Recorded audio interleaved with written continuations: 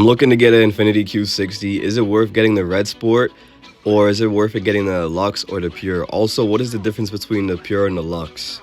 You're gonna have to watch this whole video. Like, I'm gonna talk about performance first and then cosmetics right after. In terms of performance, these cars are gonna be exactly the same when you're tuning them. The Redsport has the same exact engine as the LUXE and the Pure. And they have the same exact turbo. The compressor wheel, the turbine wheel, and the sensor housing is exactly the same. The only difference between the Redsport and the other packages is that the Redsport comes with something called a turbo speed sensor. That basically means that there's a sensor sensing the rotational speed of the compressor wheel, and that helps optimize other parameters in the engine, and it works with the ECU as well. Around 3,500 RPM to 4,000 RPM, the turbo max is out. So you get the maximum amount of boost. So a Redsport is factory tuned at 14 PSI of boost, and other packages are factory tuned for 8 PSI of boost.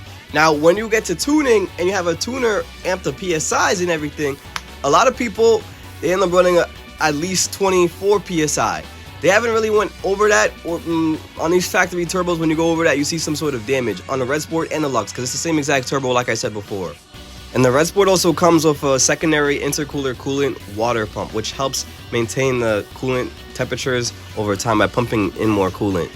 Now, if you're not looking to tune the car down the line and you want to save money, get the Redsport. If you are looking to tune the car, get the LUXE, because you save money and you could use that money that you would use as a Redsport on the LUXE to build it.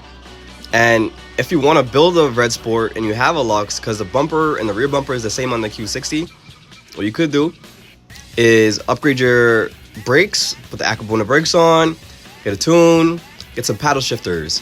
Then after you do all three of that, and the heat exchanger obviously, and all those other mods that you needed to do, then you could put an S badge on your car. But before that, don't put an S badge on your car unless you do all those stuff. If you like this video, please like, comment, and follow. If you want me to do a part 2 to talk even more about details of the Redsport and everything, please leave a comment. Comment part 2 for part 2.